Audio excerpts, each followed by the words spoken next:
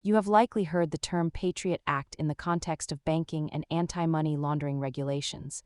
Let's look at what it means for your accounts. The name is actually an acronym.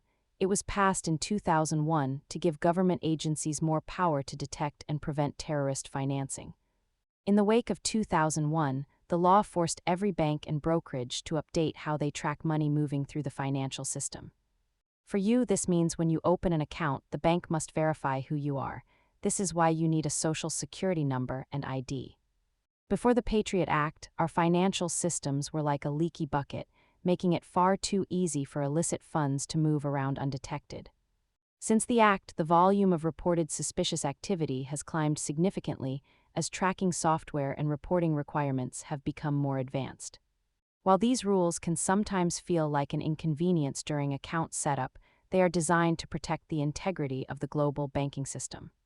Understanding these regulations helps you navigate your financial life with confidence.